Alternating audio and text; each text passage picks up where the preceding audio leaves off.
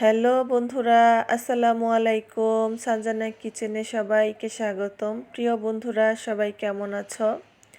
চলে এলাম আজকে আরেকটি রেসিপি তোমাদের সাথে শেয়ার করার জন্য। আজকে তোমাদেরকে সাবুদানা দিয়ে এইরকম মজাদার একটা রেসিপি করে দেখাবো। খুবই অল্প সময় লাগে আর খেতে তো অসম্ভব মজা হয়। এই রেসিপিটা আমি ফার্স্ট করলাম সাবুদানা দিয়ে এই রকম রেসিপি, আমার কাছে খুবই ভালো লেগেছে।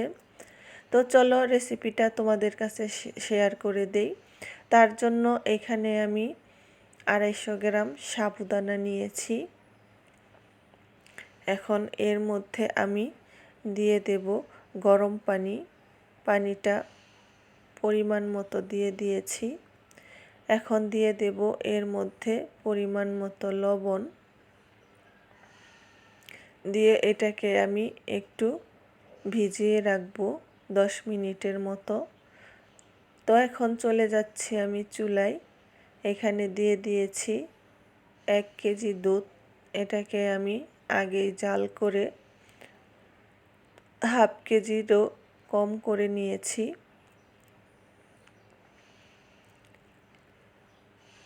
তো এখন আমি এটা ভিজানো হয়ে গেছে।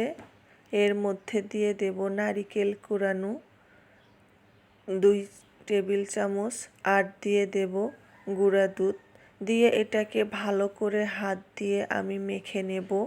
তো আমার সব বন্ধুদের কাছে একটাই রিকোয়েস্ট, আমার রেসিপিটা যদি তোমাদের কাছে ভালো লেগে থাকে প্লিজ বন্ধুরা লাইক কমেন্ট শেয়ার করে দিও। আর আমার চ্যানেলে যারা নতুন বন্ধু আছো তারা আমার চ্যানেলটা সাবস্ক্রাইব করে আমার পাশে থেকে যেও আর বেল বাটনটি অবশ্যই অন করে দিও, তাহলে আমার পরবর্তী ভিডিওর নোটিফিকেশন চলে যাবে তোমাদের কাছে। আর অবশ্যই প্লিজ বন্ধুরা যারা যারা আমার ভিডিও দেখছো তারা ফুল ওয়াচ করে দিও। তো আমি এখন এইগুলাকে এরকম হাত দিয়ে বল আকারে ছোট ছোট করে নিচ্ছি। ছোট বড় তোমরা যে যেরকম করে নিতে চাও করে নিতে পারো। হাতে একটু তেল নিয়ে এরকম করে আমি ছোট ছোট বল করে নিচ্ছি। তোমরা চাইলে অন্যরকমভাবেও শেপ দিয়ে নিতে পারো। তো আমি সবগুলোকে এরকম করে বানিয়ে নিচ্ছি।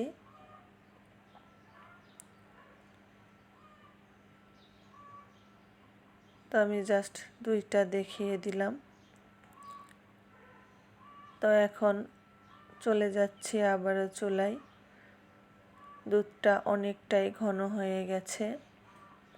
এখন এর মধ্যে দিয়ে দেব স্বাদ মতো একটু লবণ আর দিয়ে দেব পরিমাণ মতো মিষ্টি। চিনিটা যে যেরকম মিষ্টি খাও সেই অনুযায়ী দিয়ে দিও।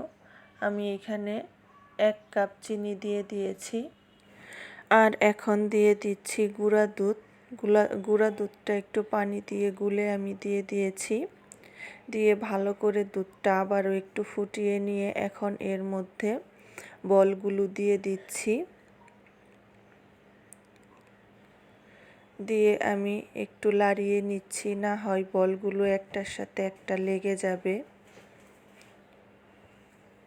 তো বলগুলো দিয়ে আমি আরও 3 থেকে 4 মিনিট এটা রান্না করে নেব, তাহলেই আমার এটা রেডি হয়ে যাবে। তো এটা প্রায় হয়ে গেছে। বলগুলো দুধের মধ্যে দেয়াতে অনেকটাই ফুলে ডাবল হয়ে গেছে।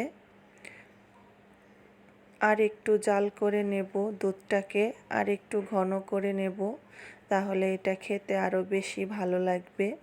তো দেখো বন্ধু, তোমাদেরকে দেখিয়ে দিচ্ছি আমার এরকম হয়েছে আর কতটা সুন্দর হয়েছে দেখতে। খেতেও কিন্তু খুবই মজা হয়েছিল। তো তোমরা বাসায় একবার অবশ্যই ট্রাই করো রেসিপিটা। কেমন হয়েছে আমাকে কমেন্ট করে জানিও। আর ভালো লাগলে অবশ্যই একটা লাইক দিয়ে দিও। আর তোমরা যে যেখানে থেকে আমার ভিডিওটা দেখছো পারলে একটু শেয়ার করে দিও। যে সকল বন্ধুরা আমার ভিডিও দেখো তাদেরকে অনেক অনেক ভালোবাসা। আমার পাশে থাকার জন্য, আমাকে এভাবে সাহায্য করার জন্য। তোমাদের এই ভালোবাসায় আমাকে আমার সামনের দিকে এগিয়ে যেতে সাহায্য করে। সবাই একটু পাশে থেকো, আমিও তোমাদের পাশে আছি। তো আজকের মতো এখানেই বিদায় নিচ্ছি বন্ধুরা। আবারও চলে আসবো আরেকটি রেসিপি নিয়ে। সেই পর্যন্তই ভালো থেকো। আল্লাহ হাফেজ।